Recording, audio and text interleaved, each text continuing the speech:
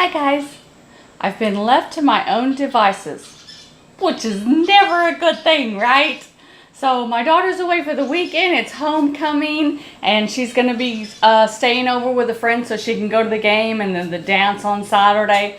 My husband is off, he's working, and then he's got meeting friends after work, and I could be running naked screaming through the house right now if I wanted to, but I figured I wouldn't. I'd get up to no good in other ways. You see this? This is not a green thumb at all. So I am not very good at growing, but I'm trying, okay? So my task this week is to learn how to do sprouts and microgreens. And I pretty much kill everything. So I leave the gardening to my husband and I just enjoy the fruits of his labor. But I thought this might be something I could do. I'm certainly going to give it a try. So I'm going to start a little series, a playlist here on YouTube, and link all the videos to this so that you can all see my experiments.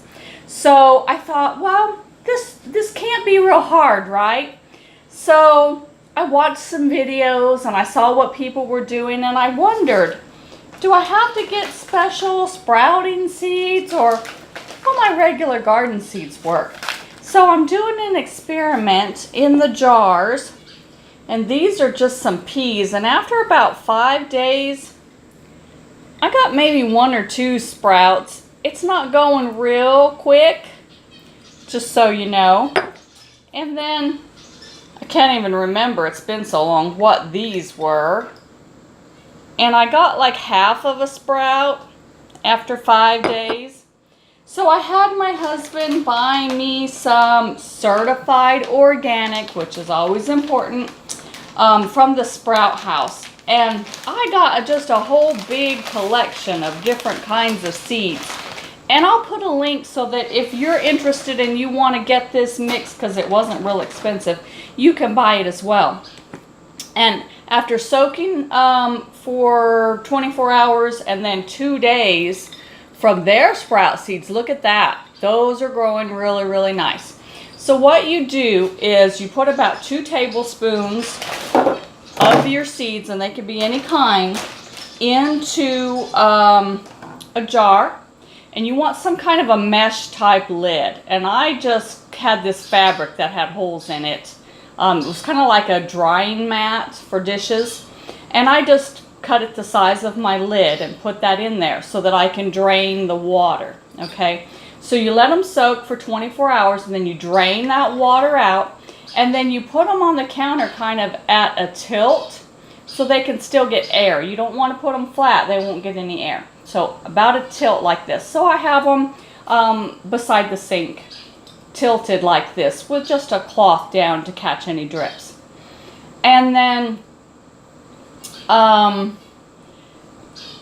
2 to 3 times a day you want to rinse. So run water through that, rinse it out. Run water through, rinse it out. Do it 2 to 3 times. You want to keep those seeds moist, but you don't want that moisture just staying in there because it'll cause it to mold.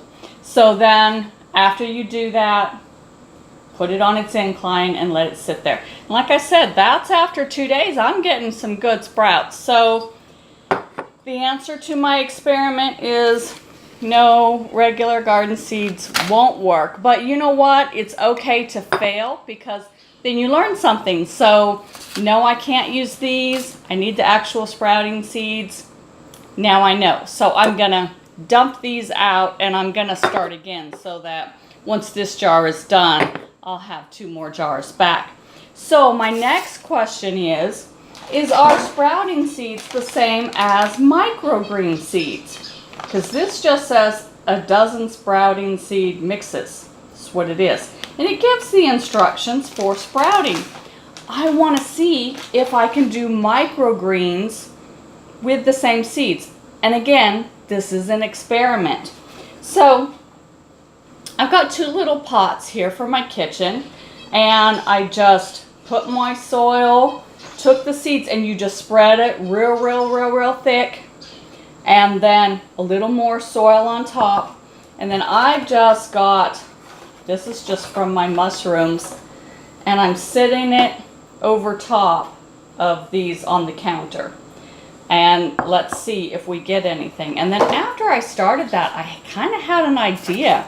I've got my containers from my organic blueberries, and I thought, that's kind of, looks like a little terrarium, doesn't it? There's holes underneath for watering so that you don't damage the delicate microgreens when you water.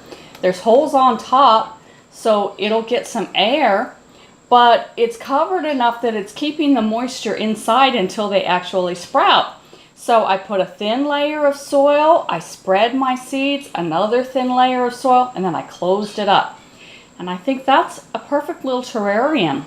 So if these seeds, these sprouting seeds, can be used for microgreens, I think I've got a pretty good little growing system here. Wish me luck, and watch for the next videos as I progress and try these experiments, okay? You all have a good day. Give me a thumbs up and be sure you're subscribed, okay? Have a good day.